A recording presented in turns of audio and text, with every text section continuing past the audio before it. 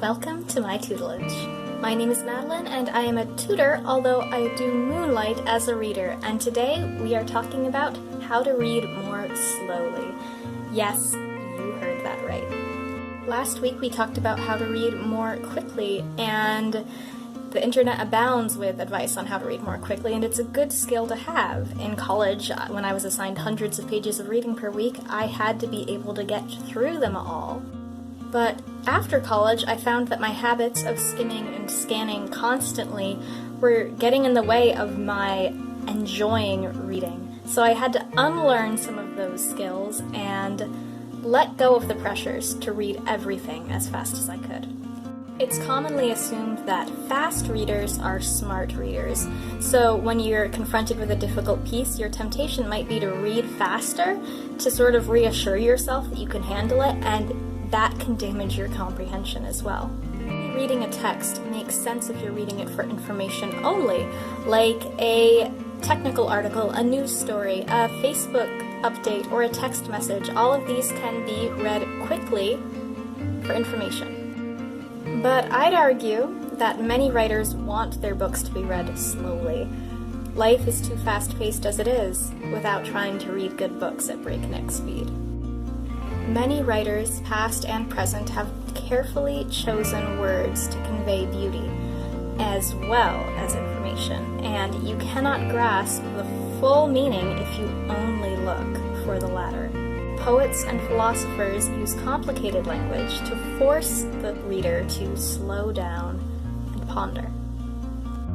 You can pat yourself on the back for having finished reading Tennyson's Ulysses in 3 minutes or Tolstoy's War and Peace in 3 days, but I think you will have wasted your time. You shouldn't just consume the text, you should reflect on it. To read well, you often have to read more slowly, so here are my 10 tips for reading more slowly.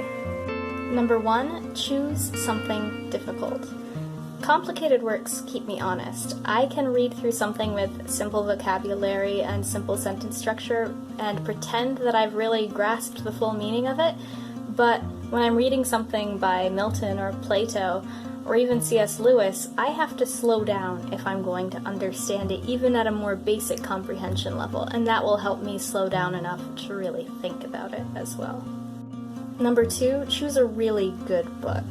When a book is just a delight to read, you kind of want to draw out the pleasure of reading it as long as possible. You don't view it as much as an item on your to-do list. Number 3, let the length help you.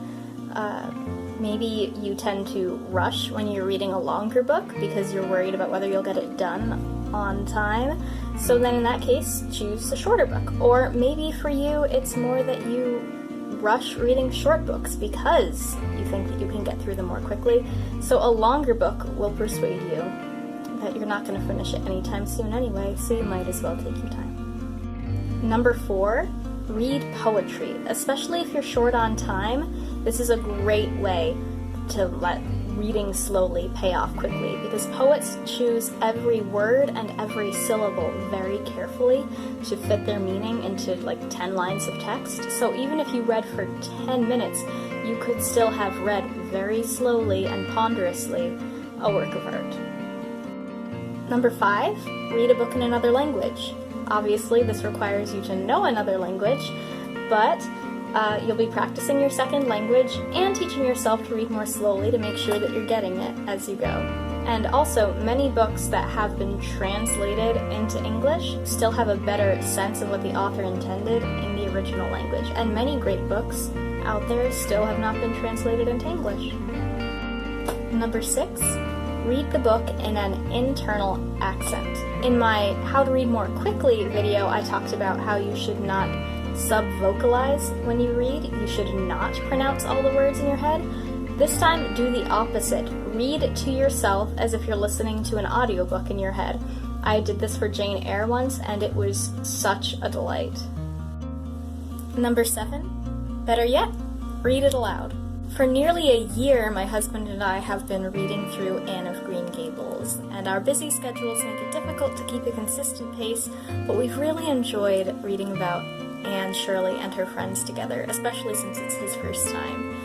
and it's a great way to bond, and if you have a little bit of performer's flair, then it becomes even more fun for you. Number 8, reread a part when the mood strikes. Do you want to reread the chapter or passage you just finished? Go right ahead. Do you want to restart the book as soon as you finish?